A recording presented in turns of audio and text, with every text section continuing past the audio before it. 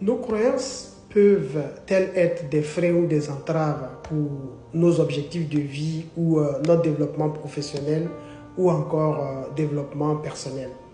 Je me suis posé cette question-là à un certain moment de ma vie. Il y a déjà quelques années, j'ai décidé de quitter ce que j'ai appelé mon Eldorado, de quitter mon environnement, de quitter ma famille, de quitter mon travail pour venir au Canada afin d'expérimenter une nouvelle vie. En décidant de faire ce choix-là, de quitter tous mes accomplissements, j'ai décidé ainsi de sortir de ma zone de confort. Et en sortant de cette zone de confort-là, je me suis rendu vulnérable.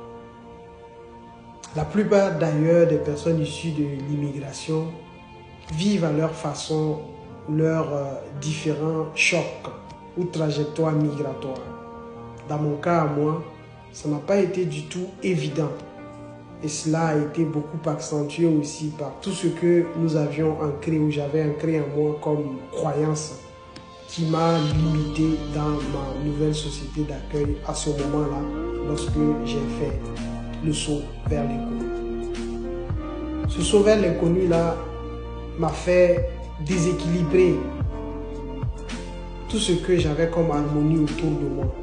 Donc cela a été désormais bouleversé. Malheureusement, les croyances qui ont été fortement ancrées en moi, du fait de mon éducation, du fait justement de ma culture, ont fait en sorte que j'ai eu beaucoup de difficultés à m'ajuster ou à m'adapter à ma nouvelle société d'accueil.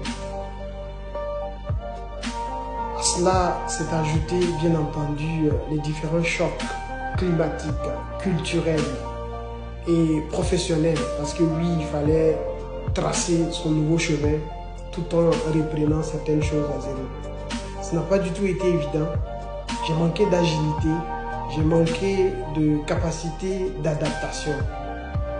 Bien entendu, en remettant à chaque fois sur mon chemin ces croyances-là que j'avais dans ma société de départ, qui oui marchaient, mais à un certain moment, à force d'insister ou de persévérer dans cette direction-là, dans cette façon de faire, j'ai cogné plusieurs murs, j'ai eu plusieurs situations anecdotiques dont je vous priverai aujourd'hui.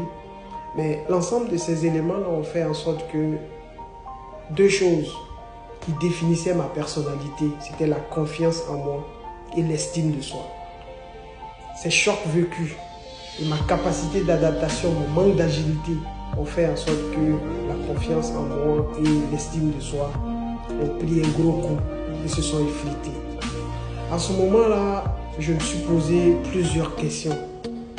Qu'est-ce que je fais alors dans ma nouvelle société d'accueil si je n'étais pas prêt à affronter la nouvelle réalité? Je me suis dit quelquefois, oui, il fallait donc que je retourne, réparti dans mon environnement initial, là où je m'étais accompli, là où je connais mieux la société, là où je connais mieux la culture. Mais en ce moment-là, je me suis dit non, si je partais là maintenant, avec la confiance effritée et l'estime de soi à plat, il est clair que ces traumatismes-là, je les aurais traînés à jamais. Quel que soit ce que ma société m'aurait donné en retour, ces éléments-là, je les aurais perdus à jamais. C'est ainsi alors que je me suis dit qu'il fallait non, que je reste et que je me questionne et que je me pose des questions et les bonnes questions. Dans cette expérience-là, il y a eu des leçons apprises. Des leçons apprises qui me font ramener tout de suite la citation de Henri Thoreau qui dit que quelquefois, les choses ne changent pas. C'est plutôt nous qui changeons, qui devons adapter nos façons de faire à notre nouvelle réalité. Chose qui malheureusement, je n'ai pas fait à un certain moment. Nos croyances, quelquefois, peuvent nous avoir servi dans une vie antérieure, mais lorsque le contexte change, lorsque le temps change ou lorsque l'environnement change, ils peuvent être désuets ou même obsolètes, demandant à être mis à jour. C'est ce que malheureusement je n'ai pas fait. En restant braqué sur nos croyances, il y a cette peur de l'inconnu, cette peur d'aller vers de nouvelles opportunités, ce qui nous limite dans nos ambitions et nous fait rester dans des genres de comportements qui sont autodestructeurs. D'ailleurs, la société aujourd'hui nous apprend que les hommes forts, c'est des personnes qui n'ont pas d'échec. Ce qui n'est pas nécessairement le cas. Lorsque j'ai vécu cette situation-là, je suis allé à la recherche d'accompagnement, à la recherche d'éléments qui allaient me permettre justement de sortir de là, de pouvoir être la personne qu'il faut, la personnalité qu'il fallait pour pouvoir affronter ma nouvelle réalité. J'ai fait des formations, j'ai fait beaucoup de lectures et j'ai découvert, bien entendu, la programmation neurolinguistique. Aujourd'hui, je suis conférencier et maître praticien en programmation neurolinguistique, coach en programmation neurolinguistique en devenir.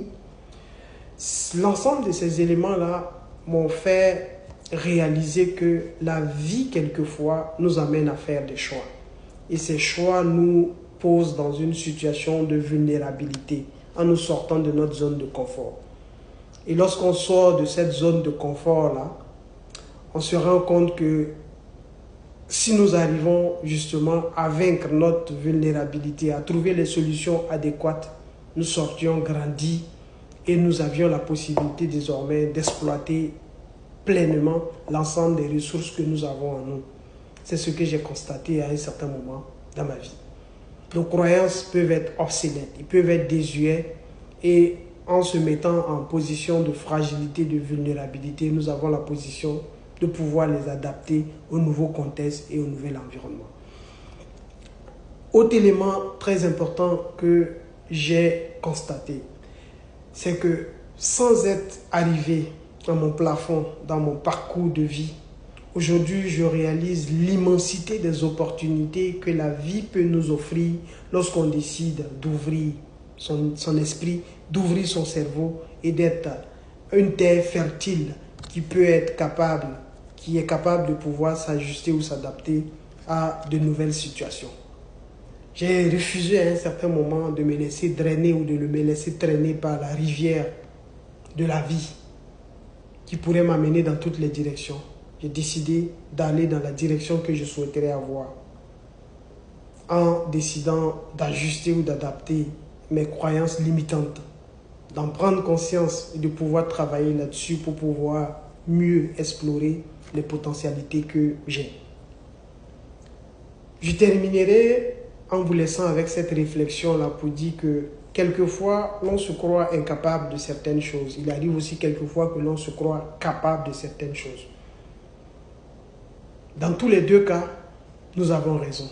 C'est vraiment notre capacité à adapter nos croyances qui sont ancrées en nous qui pourront justement servir de boussole afin de nous faire atteindre le but qu'on s'est fixé.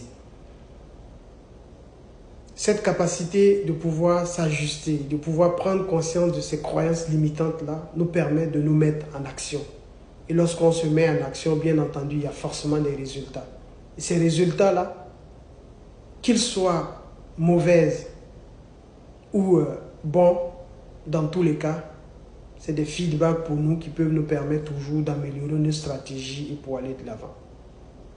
Ceci est mon histoire. Aujourd'hui, je suis à une autre étape que j'ai décidé de vous partager. Merci et à la prochaine.